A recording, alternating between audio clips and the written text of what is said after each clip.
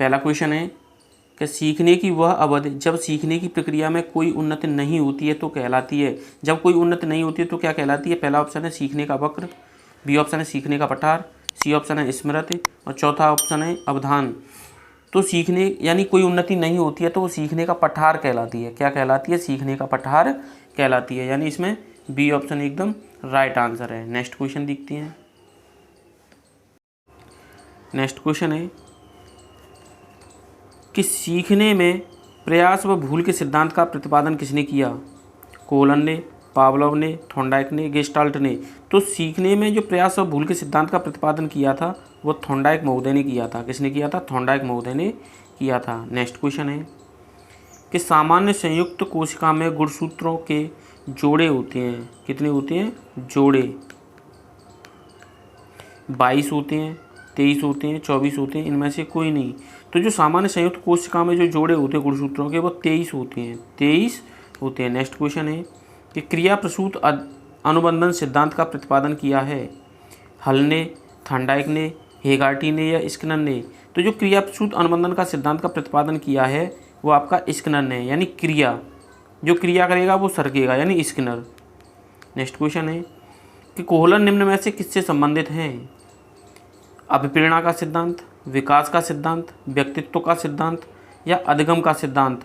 तो जो कोहलर हैं वो अधिगम के सिद्धांत से संबंधित हैं। किससे संबंधित हैं? अधिगम के सिद्धांत से संबंधित हैं। नेक्स्ट क्वेश्चन है कि बुद्धि के तरल क्रिस्टलीय प्रतिमान के प्रतिपादक कौन है? यहाँ बुद्धि होगी, क्या होगी? बुद्धि। बुद्धि के तरल क्रिस्टलीय प्रतिमान के प्रतिपादक कौन है? Cattail, Thorndike, Vernon, Skinner. तो जो बुद्धि के तरल क्रिस्टलीय प्रतिमान के प्रतिपादक हैं वो कैटल महोदय हैं। कौन है? कैटल महोदय हैं। यानी इसका ए ऑप्शन एकदम राइट आंसर है। नेक्स्ट क्वेश्चन देखते हैं कि शिक्षण हेतु मानसिक उद्वेलन प्रतिमान का प्रयोग निम्न में से किसके सुधार हेतु किया जाता है? पहला ऑप्शन है समझ, दूसरा ऑप्शन है अनुप्रयोग, तीसरा ऑप्शन है सृजनात्मकता, चौथा ऑप्शन है समस्या समाधान। तो जो मानसिक उद्वेलन प्रतिमान का जो प्रयोग किया जाता है वह सृजनात्मकता के लिए किया जाता है। किसके लिए किया जाता है? सृजनात्मकता के लिए किया जाता है। तीसरा ऑप्शन एकदम राइट आंसर है। नेक्स्ट क्वेश्चन है कि गोलमैन निम्न में से किससे संबंधित हैं? पहला ऑप्शन है सामान्य बुद्धि, दूसरा ऑप्शन है संवेगात्मक बुद्धि, तीसरा ऑप्शन है आध्यात्मिक बुद्धि और चौथा ऑप्शन है समस्या समाधान। तो जो गोलमैन है वह संवेगात्मक बुद्धि से संबंधित हैं। किससे? संवेगात्मक बुद्धि से संबंधित हैं। नेक्स्ट क्वेश्चन है कि निम्न में से कौन शेष से भिन्न है? पहला ऑप्शन है अधिगम के लिए अधिगम का सिद्धांत, दूसरा ऑप्शन है सामान्य अवयवों का सिद्धांत, तीसरा ऑप्शन है ड्राइव रिडक्शन का सिद्धांत और चौथा ऑप्शन है सामान्यीकरण का सिद्धांत। तो ड्राइव रिडक्शन का सिद्धांत सबसे अलग है। क्या है? अलग है। तीसरा ऑप्शन एकदम राइट। तो वो क्या होता है? ज्ञान होता है। क्या होता है? ज्ञान होता है। यानी पहला ऑप्शन एकदम राइट आंसर है। नेक्स्ट क्वेश्चन है कि एक बालक जो साइकिल चलाना जानता है मोटर बाइक चलाना सीख रहा है या यह उदाहरण होगा?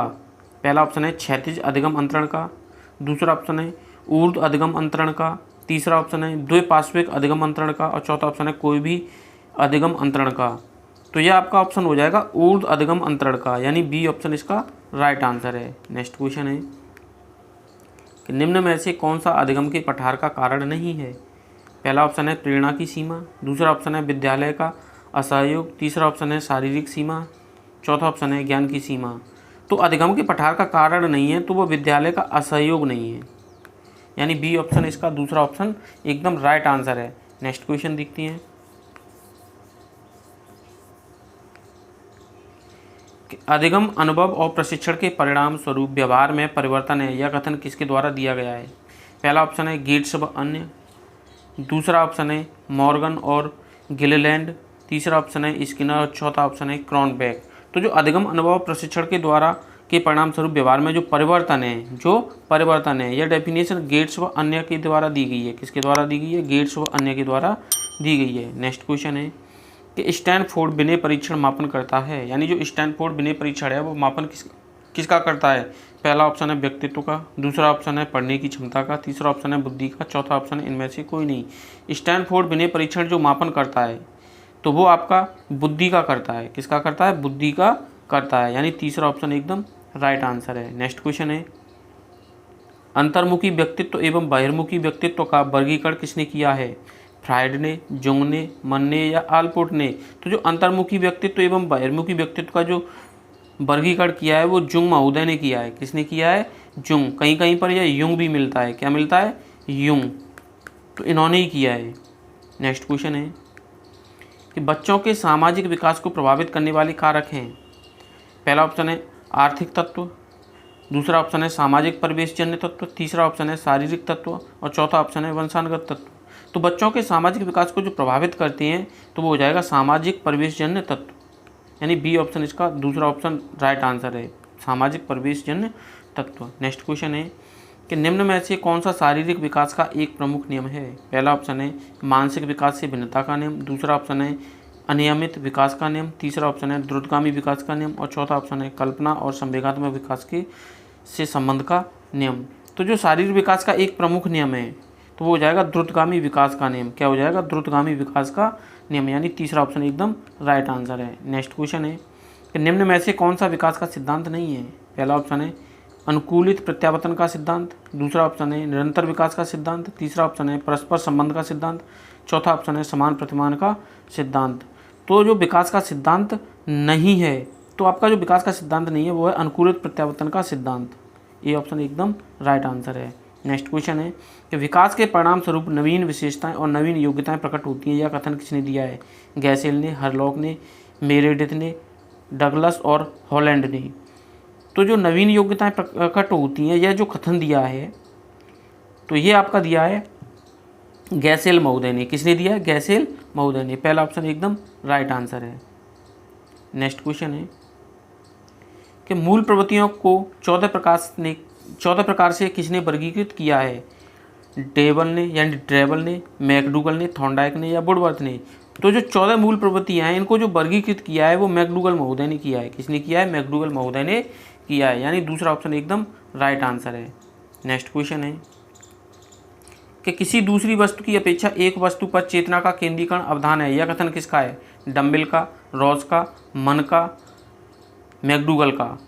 तो किसी दूसरी वस्तु की अपेक्षा एक वस्तु पर चेतना का जो केंद्रीकरण अवधान होता है, ऐसा रॉस महोदय ने कहा है। किसने कहा है? रॉस महोदय ने कहा है, यानी दूसरा ऑप्शन इसका राइट आंसर है। नेक्स्ट क्वेश्चन है कि निम्न में से कौन सा सीखने के मुख्य नियमों में शामिल नहीं है? पहला ऑप्शन है तत्परता का नियम, दूसरा ऑप्शन है अभ्यास का नियम, तीसरा ऑप्शन है बहु अनुक्रिया का नियम और चौथा प्रभाव का नियम। तो जो सीखने की मुख्य नियमों में शामिल नहीं है वह आपका हो जाएगा बहु अनुक्रिया का नियम, सीखने के मुख्य नियमों में शामिल नहीं है। नेक्स्ट क्वेश्चन है कि 12 वर्ष से 16 वर्ष के बच्चों के लिए हिंदी में डॉक्टर एस जलोटा ने कौन सा परीक्षण प्रतिपादन किया है? पहला ऑप्शन है शाब्दिक बुद्धि परीक्षण, दूसरा है साधारण मानसिक योग्यता परीक्षण, तीसरा है आर्मी अल्फा परीक्षण और चौथा है चित्रांकन परीक्षण। तो जो 12 से 16 वर्ष के लिए जलोटा ने जो परीक्षण तैयार किया है वो हो जाएगा साधारण मानसिक योग्यता परीक्षण, यानी बी ऑप्शन एकदम राइट आंसर है। नेक्स्ट क्वेश्चन है कि बुद्धि के लिए कारक सिद्धांत का प्रतिपादन किसने किया है? बुद्धि के लिए कारक सिद्धांत का प्रतिपादन किसने किया है? द्वय कारक होगा, यहाँ पर क्या होगा? द्वय कारक होगा। बुद्धि के लिए द्वय कारक, तो थॉर्नडाइक ने, स्पीयरमैन ने या बर्नन ने या वर्ट ने? तो जो बुद्धि के लिए द्वय कारक सिद्धांत का जो प्रतिपादन किया है वो स्पीयरमैन महोदय ने किया है। किसने किया है? स्पीयरमैन महोदय ने किया है। नेक्स्ट क्वेश्चन है कि इनमें से किसका नाम सृजन शास्त्र के पिता से जुड़ा हुआ है? Crew and crew, Galton, Ross या वुडवर्थ? जो सृजन शास्त्र के पिता के नाम से जुड़ा हुआ है वो गाल्टन महोदय हैं। कौन है? गाल्टन महोदय, यानी दूसरा ऑप्शन एकदम राइट आंसर है। नेक्स्ट क्वेश्चन है कि ग्रंथियों के आधार पर व्यक्तित्व के विभिन्न प्रकारों की चर्चा किसने की है? क्रैसमर ने, जुंग ने, कैनन ने, स्प्रेंजर ने? तो जो व्यक्तित्व के ग्रंथियों के आधार पर व्यक्तित्व के विभिन्न प्रकारों की जो चर्चा की है तो वो आपके क्रैसमर महोदय ने की है। किसने की है? क्रैसमर महोदय ने की है ग्रंथियों के आधार पर व्यक्तित्व की चर्चा। नेक्स्ट क्वेश्चन है कि सृजनात्मकता मौलिक परिणामों को अभिव्यक्त करने की मानसिक प्रक्रिया है, यह कथन है कोल एवं ब्रूस का, ड्रेबर का, डीहान का या क्रो एंड क्रो का? यानी सृजनात्मक मौलिक परिणामों को व्यक्त करने की जो मानसिक प्रक्रिया है, ऐसा जो कहा है क्रो एंड क्रो ने कहा है। किसने कहा है? क्रो एंड क्रो महोदय ने का है, यानी आपका चौथा ऑप्शन एकदम राइट आंसर है। नेक्स्ट क्वेश्चन है और यह आखिरी क्वेश्चन है, विद्रोह की भावना की प्रवृत्ति निम्न में से किस अवस्था से संबंधित है? पहला ऑप्शन है बाल्यावस्था, दूसरा ऑप्शन है शैशवावस्था, तीसरा ऑप्शन है पूर्व किशोरावस्था और चौथा ऑप्शन है मध्य किशोरावस्था। तो जो विद्रोह की भावना की प्रवृत्ति की अवस्था होती है तो वो होती है मध्य किशोरावस्था। क्या होती है? मध्य किशोरावस्था। इसमें यह विद्रोह की भावना से संबंधित उग्र पाया जाता है। तो मिलते हैं दोस्तों नेक्स्ट वीडियो में, तब तक के लिए नमस्कार।